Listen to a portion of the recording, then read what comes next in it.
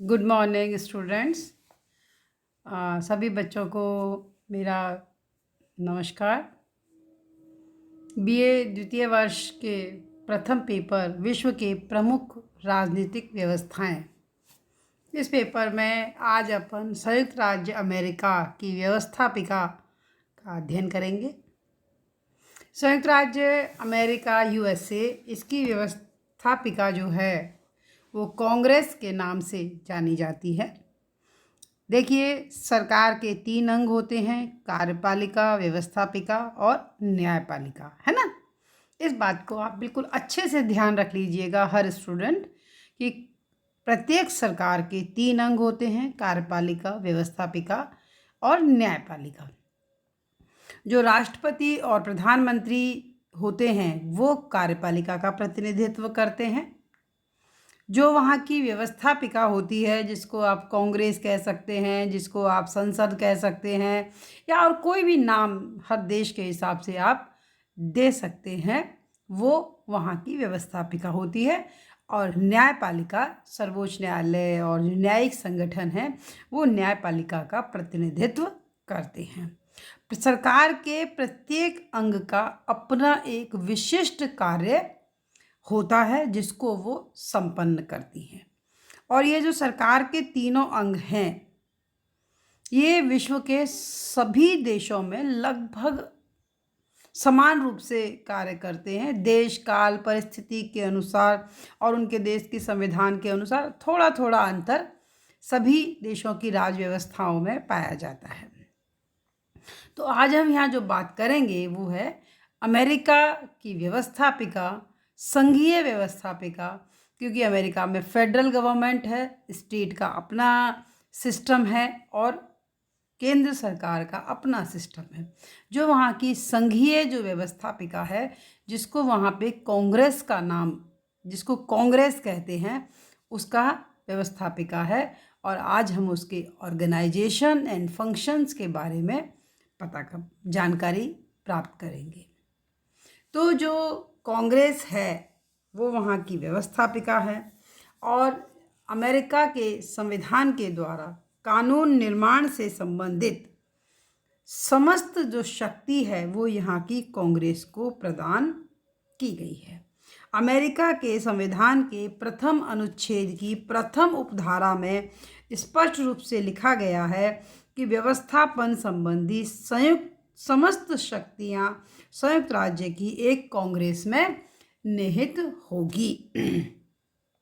और जो कांग्रेस है वो यहाँ पे द्विसदनात्मक व्यवस्थापिका है, अर्थात इसके 2 सदन होंगे, एक निम्न सदन और एक उच्च सदन।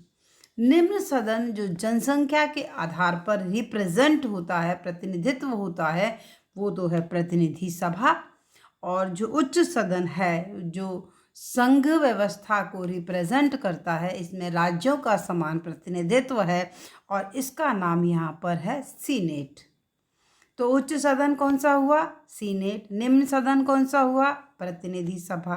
प्रतिनिधि सभा में राज्यों की जनसंख्या के अनुपात से प्रतिनिधित्व होता है और सीनेट में राज्यों के आधार पर प्रत्येक राज्य का समान रिप्रेजेंटेशन होता है।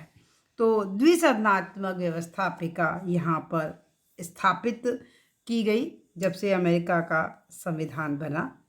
तो जैसा मैंने बताया कि प्रथम अनुच्छेद में ये कहा गया है कि व्यवस्थापन संबंधी समस्त शक्तियाँ अमेरिका की कांग्रेस में निहित होंगी। लेकिन इसके अतिरिक्त व्यवहार में भी कांग्रेस के पास व्यवस्थापन शक्तियों के अतिरिक्त प्रशासन संबंधी शक्तियां भी राष्ट्रपति के साथ सहभागी रूप में प्राप्त हैं। महाभियोग संबंधी उसकी अपनी शक्ति है और महाभियोग वाली शक्तियों के कारण वो संयुक्त राज्य जो सर्वोच्च न्यायालय है उसकी भी सहभागी है। तो अब हम यहाँ बात करेंगे कि अमेरिका में कांग्रेस का कार्य कौन कौन से हैं, कौन कौन सी शक्तियां हैं, कौन कौन से कार्य हैं। अब चूंकि कांग्रेस जो है वो व्यवस्थापन संबंधी समस्त कार्य करती है, तो व्यवस्थापन संबंधी कार्यों के अंतर्गत लेजिस्लेटिव जो फंक्शंस होते हैं, अर्थात जितने भी कानून निर्माण संबंधी कार्य होते हैं, वो एकमेव व्यवस्थापिका का कार्य है।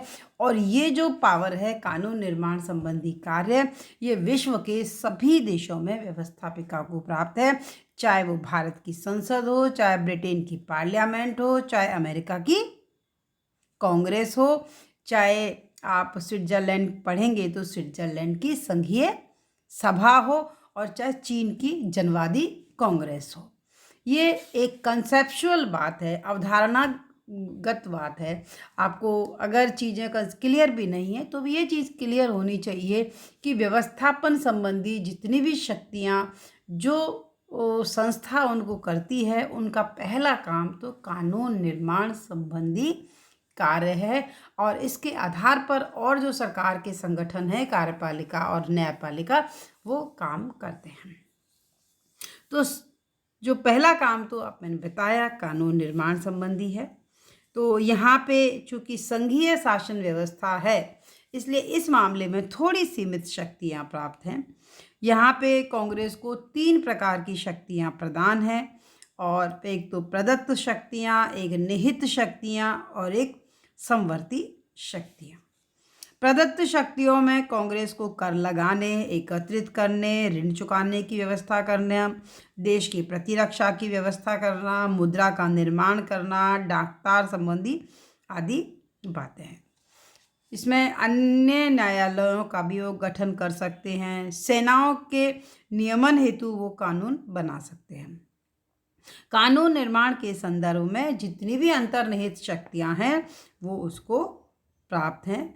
इसमें जैसे बैंक बनाना, बैंक, कॉरपोरेशन, बिजली, सैनिक, अकादमियाँ, स्वास्थ्य, अस्पताल वगैरह। और समवर्ती सूची में वो कानून शामिल होते हैं जिस पे राज्य और केंद्र दोनों ही कानून बना सकते हैं। तो इस प्रकार जो है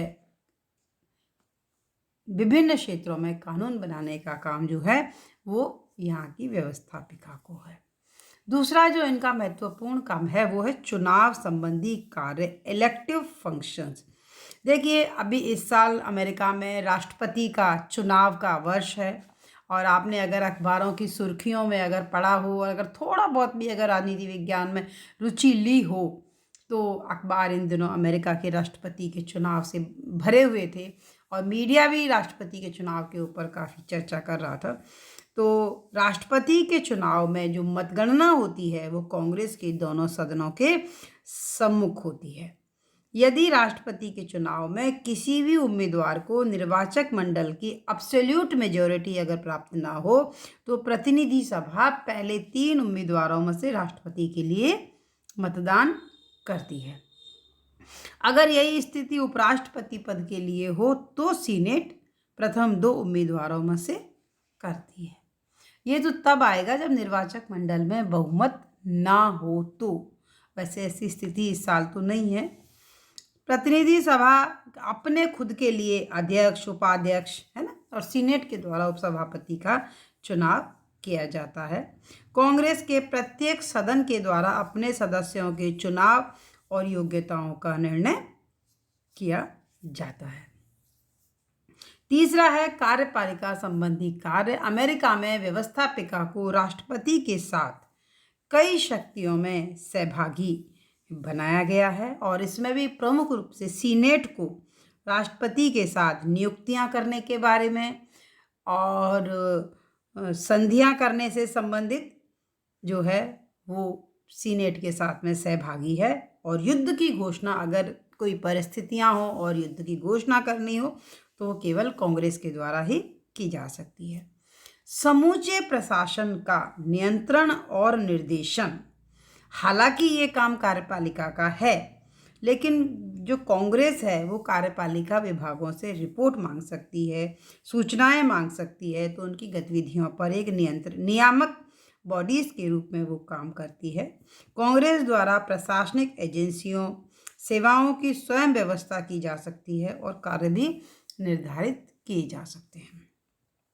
जांच पड़ताल करना, इन्वेस्टिगेटरी फंक्शंस, ये यहाँ पे निर्देशन और नियंत्रण से संबंधित कार्य जो है वो जांच करने का ही है। अगर प्रशासन व्यवस्थापिका को लगता है कि प्रशासन में व्याप्त भ्रष्टाचार है तो इनको किसी भी मामले की जांच करने के लिए जांच समितियां नियुक्त करने का अधिकार है। और वर्तमान में इस तरह की ट्रेंड जो है वो वहाँ पे बढ़ती जा रही है। कांग्रेस ने अनेक महत्वपूर्ण मामलों में जांच कार्यों को किया है। एक, अगर अमेरिका चूंकि संघ है, इसमें नवीन राज्यों को अगर संघ में प्रवेश देना है तो वो कांग्रेस अपने कानून के द्वारा संघ में प्रवेश दे सकती है। अमेरिका जब बना तो उसमें केवल 13 राज्य थे और आज की तारीख में इनकी संख्या 50 है और कांग्रेस ने कानून बनाकर ही इन राज्यों को संघ में प्रवेश दिया है। और दोनों सदनों के अनुशासन और कार्यविधि के संबंध में जो नियम बनाने का अधिकार है वो भी कांग्रेस को है कि वो अपने सदन से संबंधित नियम बनाए। यदि कोई सदस्य अनुशासन का भंग करता है तो जो भी सदन है वो अपने सदन को बहुमत से पास करके उसको सदन से निष्कासित करने का भी अधिकार इनके पास है। वित्तीय कार्य की जहाँ तक बात है तो ये यहाँ का वित्तीय कार्य इनका अपना है। राष्ट्रीय वित्त पर इनका नियंत्रण होता है। यद्यपि वार्षिक बजट राष्ट्रपति के निर्देशन में तैयार किया जाता है लेकिन बजट कांग्रेस के द्वारा ही पारित होता है, क्योंकि यहाँ पे कार्यपालिका और व्यवस्थापिका में अलगाव पृथक्करण होता है और राष्ट्रपति सदन में उपस्थित नहीं होते हैं। उस तरह का एक घनिष्ठ संबंध नहीं होता है जो कि संसदात्मक शासन प्रणाली में होता है। अमेरिका जो कि अध्यक्षात्मक शासन प्रणाली है, इसलिए यहाँ की कांग्रेस वित्तीय कार्यों के मामले में जो है काफ़ी प्रभावी है। कांग्रेस अपनी शक्ति के आधार पर प्रशासनिक विभागों में कार्य संचालन को प्रत्यक्ष रूप से प्रभावित करती है, क्योंकि वित्तीय जो बजट है वो कांग्रेस के द्वारा ही पारित किया जाता है और कांग्रेस इसमें अनेक जो है प्रावधानों को संशोधित कर देती है। न्यायिक कार्य में उसको ये अधिकार है कि देशद्रोह, भ्रष्टाचार या अन्य किसी अपराध पर राष्ट्रपति के विरुद्ध या किसी भी अन्य अधिकारी के विरुद्ध महाअभियोग की प्रक्रिया चला करके उसको पद से हटाने का काम वो कर सकती है ना। अब हम आगे यहाँ पे चर्चा करेंगे कि अमेरिका का जो द्वितीय सदन है, सीनेट, जो उच्च सदन है, ये अमेरिका का बहुत महत्वपूर्ण सदन है और इसके बारे में आज हम बताएंगे। कि कांग्रेस के 2 सदन हैं, एक प्रतिनिधि सभा और एक सीनेट। तो सीनेट यहाँ का विश्व का सबसे शक्तिशाली द्वितीय सदन है। अमेरिका की जो सदन है ये सीनेट, इसमें सभी इकाइयों को समान प्रतिनिधित्व प्रदान किया गया है। प्रत्येक इकाई जो है, जो प्रत्येक राज्य है, उसके द्वारा 2 प्रतिनिधि इसके अंतर्गत में भेजे जाते हैं और इस सीनेट में किसी भी राज्य को उसकी इच्छा के बिना उसके प्रतिनिधित्व से वंचित नहीं किया जा सकता है। संविधान के अनुच्छेद 5 में यह स्पष्ट रूप से लिखा गया है कि किसी राज्य को उसकी सहमति के बिना सीनेट में प्रतिनिधित्व की समानता से वंचित नहीं किया जा सकता। जब 13 राज्य थे तब इसकी संख्या 26 थी, अब राज्य 50 हैं। एक राज्य से 2 प्रतिनिधि प्रत्येक सदन में सीनेट में भेजे जाते हैं, इसलिए इनकी सदस्य संख्या 100 है ना। और सीनेट जो है एक स्थायी सदन है और प्रति दूसरे वर्ष जो है 1/3 सदस्य इनके पद से हटते रहते हैं, अवकाश ग्रहण करते हैं, जिनके स्थान पर नवीन निर्वाचन कराए जाते हैं। पुनः निर्वाचन पर कोई प्रतिबंध नहीं है। अनेक सदस्य लंबे समय तक पद पर बने रहते हैं, लेकिन एक सदस्य का पदावधि जो है वो 6 वर्ष की है। योग्यताएं बनने के लिए 30 वर्ष की आयु होनी चाहिए, राज्य का निवासी होना चाहिए जिस राज्य का वो रिप्रेजेंटेटर है, और कम से कम 9 वर्ष संयुक्त राज्य अमेरिका में रह रहा हो। गणपूर्ति की जहाँ तक बात है तो सीनेट की बैठकों के लिए कुल सदस्यों के बहुमत की उपस्थिति आवश्यक है। इनको पर्याप्त वेतन, भत्ते और अनुमुक्तियाँ प्राप्त है। इनको भाषण की स्वतंत्रता भी प्राप्त है और सदन में किए गए उनके भाषण के विरुद्ध कोई भी कार्यवाही इनके विरुद्ध नहीं की जा सकती है।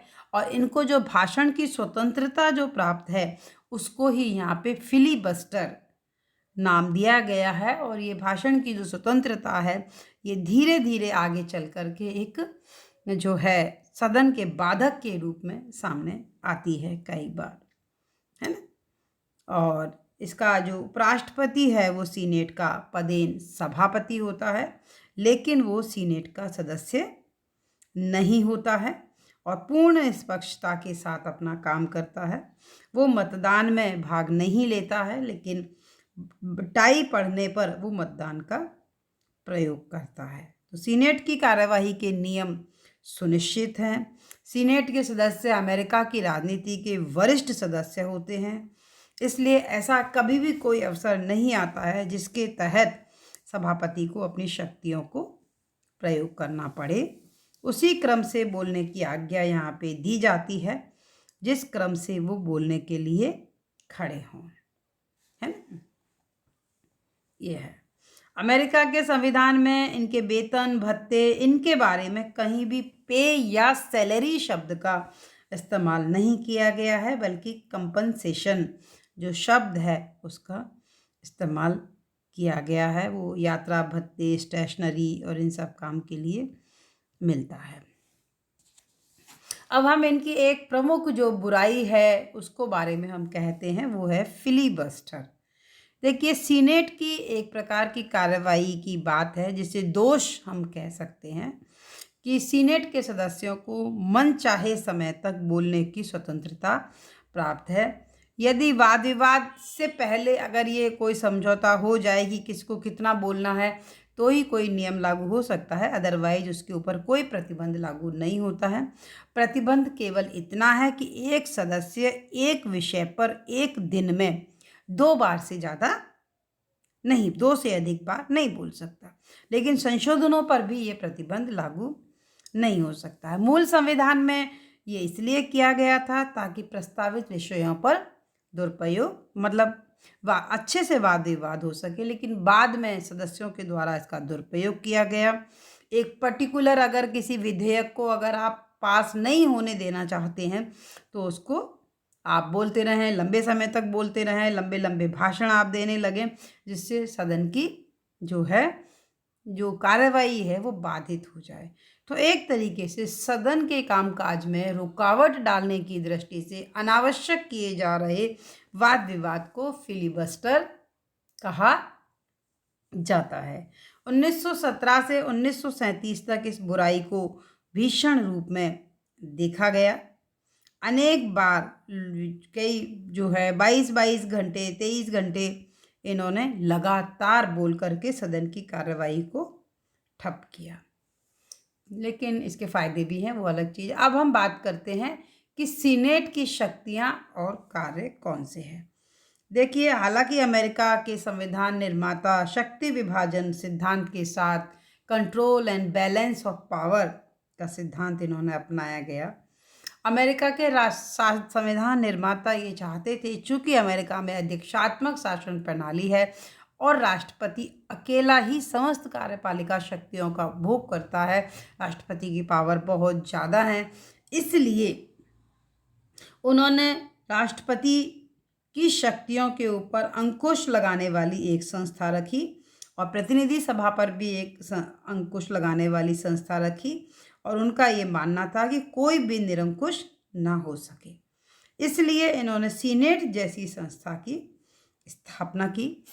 लगभग समस्त शक्तियों का केंद्र यहाँ पर सीनेट है, जो राष्ट्रपति की राजनीतिक महत्वाकांक्षाओं पर रोक लगाने का भी काम कर सकती है। तो इसकी शक्तियाँ कौन कौन सी हैं? सबसे पहली तो कानून निर्माण संबंधी शक्ति है, जो कि एक व्यवस्थापिका की शक्ति है।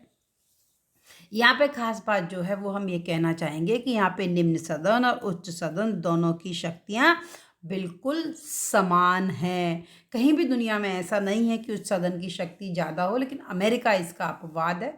अमेरिका में कानून निर्माण के संबंध में उसकी शक्ति समान है और वो सब मतलब प्रतिनिधि सभा के अधीन नहीं है। निम्न सदन के साथ राष्ट्रीय कानून निर्माण कार्य में बराबर की साझेदारी है। हर कार्य को ये अलग अलग कर सकते हैं। साधारण विधेयकों में बिल्कुल समान शक्तियां प्राप्त हैं। कोई भी विधेयक किसी भी सदन में पेश किया जाता है और दोनों सदन से ही उसका पास होना आवश्यक है। संवैधानिक विधेयकों के संबंध में भी यही सेम स्थिति है, लेकिन वित्त विधेयक के संदर्भ में ये एक खास बात है कि वित्त विधेयक जो है वो प्रतिनिधि सभा में ही पेश हो सकता है, लेकिन सीनेट जो है उसमें काफ़ी परिवर्तन कर सकती है ना। तो वित्त विधेयक के क्षेत्र में सैद्धांतिक दृष्टि से सीनेट की शक्तियां कुछ कम हैं, लेकिन व्यवहार में नहीं है।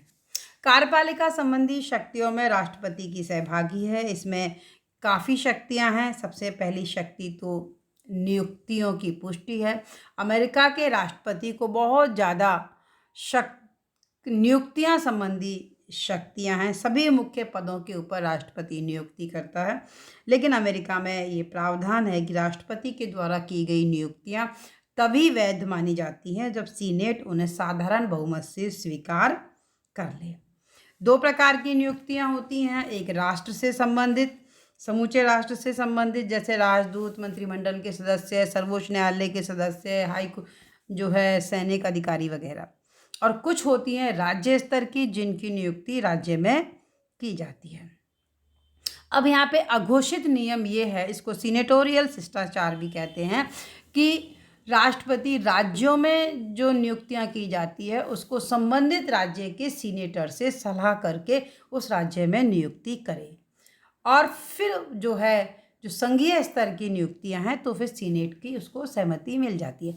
अगर राष्ट्रपति संबंधित सीनेटर की अवहेलना करके उस राज्य में नियुक्ति करता है तो सीनेट जो है संघीय नियुक्तियों को अस्वीकार कर देती है। तो जो ये सीनेट है, इनके अपने सदस्यों में एक आपसी एकता का भाव बहुत ज़्यादा पाया जाता है। तो इसी को ही इन्होंने सीनेटोरियल शिष्टाचार का नाम रखा है। इसका तात्पर्य है कि राष्ट्रपति जिस राज्य में नियुक्ति करे उस राज्य के वरिष्ठ सीनेटर से परामर्श करे, है ना। इसके बाद में कई राष्ट्रपतियों ने इस परंपरा को तोड़ने का अगर प्रयास किया तो राष्ट्रपति की नियुक्तियों को उन्होंने अस्वीकार कर लिया। दूसरी जो महत्वपूर्ण जो इनका शक्ति है वो है संधियों के विषय में है। अमेरिका का राष्ट्रपति दूसरे देशों के साथ में अगर कोई संधि करता है तो उसको सीनेट का अनुसमर्थन आवश्यक है।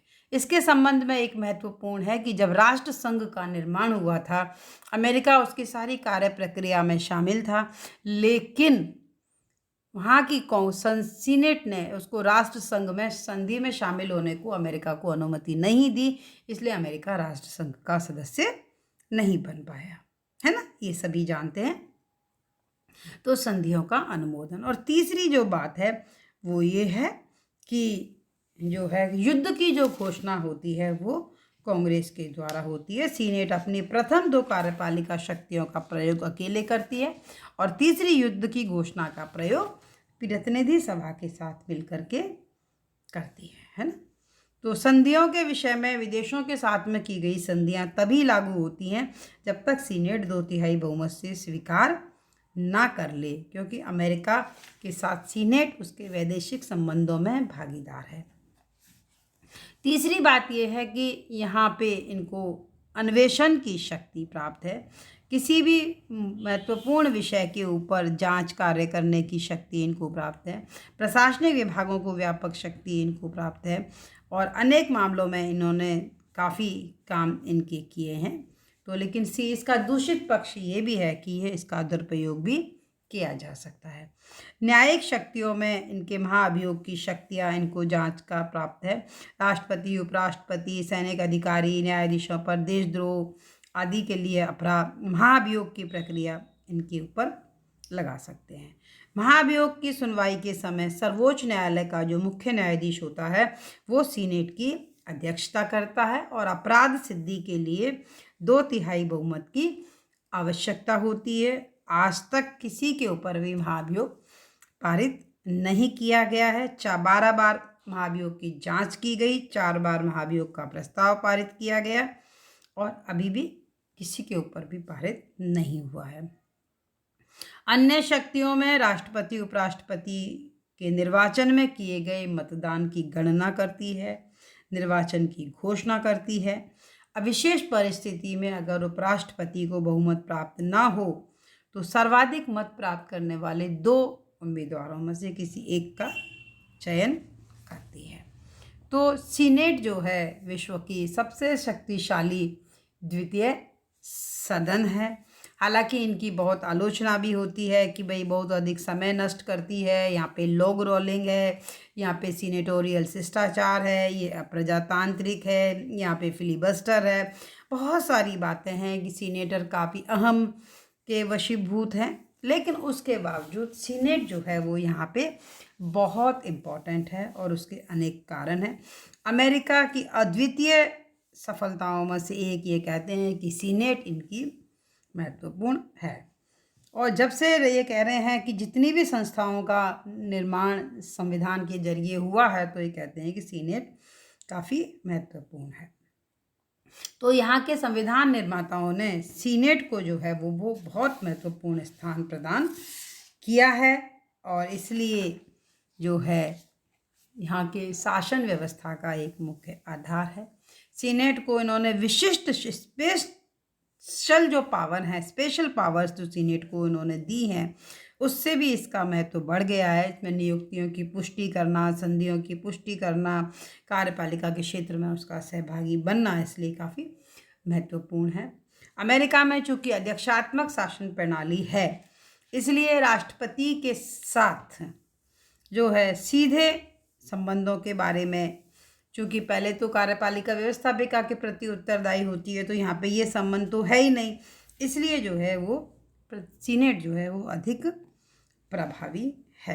प्रत्यक्ष निर्वाचन होता है सीनेट का, जैसे यहाँ प्रतिनिधि सभा का होता है, उसी तरीके से जनता के द्वारा चुन करके यहाँ का सीनेट का सदस्य चुने जाते हैं। और सभी देशों में जो उच्च सदन है वो अप्रत्यक्ष रूप से चुने जाते हैं, क्योंकि जनता के द्वारा चुने जाने के कारण ये जो है अधिक शक्तिशाली हैं। सीनेट का स्थायित्व और सदस्यों का दीर्घकाल भी इसकी शक्ति को बढ़ाता है, क्योंकि निरंतर बने रहने वाला सदन है और एक सदस्य का कार्यकाल 6 वर्ष का होता है और पुनर्निर्वाचन पर भी कोई प्रतिबंध नहीं है। इस वजह से ये शक्तिशाली है। बहुत छोटा आकार है, केवल 100 है। इसके कारण इसके सदस्यों में पर्याप्त घनिष्ठता रहती है, वो स्वतंत्रता पूर्वक वाद विवाद कर पाते हैं, है ना, इस वजह से। फिर सीनेट के सदस्यों में संस्था के प्रति सम्मान और परस्पर एकता का भाव जबरदस्त है, और जितना एकता का भाव इनके अंदर है उतना किसी और में नहीं पाया जाता है। तो ये कहा भी जाता है कि सीनेट के सदस्य औसत प्रतिनिधि की अपेक्षा भिन्न प्रकार के राजनीतिक प्राणी होते हैं। इसी कारण यहाँ पे सीनेटोरियल शिष्टाचार और बहुत सारी बातें यहाँ पे चलती हैं। फिर है कि यहाँ के सीनेट की जो कार्यप्रणाली है वो भी इसकी शक्ति संपन्न बनाने में महत्वपूर्ण भागीदारी है। प्रत्येक सदस्य को जितना वो चाहे उतना बोलने का समय उसको मिलता है। उसको यहाँ पे इसलिए अच्छी तरीके से विचारधारा सामने पेश करना, उससे जो है सदस्य की महत्ता इसमें बड़ी है। तो कार्यविधि की सरलता ने सीनेट को जो है बहुत महत्वपूर्ण प्रभाव दिया है। सीनेट के सदस्यों की गुणात्मक उच्चता, देखिए संस्था की जो कोई भी संस्था हो उसका महत्व इस बात पे निर्भर करता है कि उसके अंदर जो सदस्य आते हैं वो किस प्रकार के हैं। तो अमेरिका की राजनीति में सीनेटर जो बनता है वो बहुत योग्य राजनीतिक होते हैं। वो अपने अपने क्षेत्र के प्रसिद्ध लब्ध प्रतिष्ठ व्यक्ति होते हैं। उनकी देश में मतलब कहने का मतलब है कि योग्य हाथों में रहते हैं, राजनीतिक दृष्टि से अधिक शक्तिशाली होते हैं। तो इस वजह से तो सीनेट का अपने आप महत्व है। थोड़े से प्रतिभाशाली व्यक्ति जो हैं वो सीनेट में समाये रहते हैं, इसलिए इनका बहुत अधिक महत्वपूर्ण स्थान है। तो ये तो थी आप अमेरिका की कांग्रेस व्यवस्थापिका। और नेक्स्ट जो टॉपिक अपन पढ़ेंगे उसमें अपन अमेरिका का न्यायालय, सर्वोच्च न्यायालय की व्यवस्था। तब तक के लिए धन्यवाद।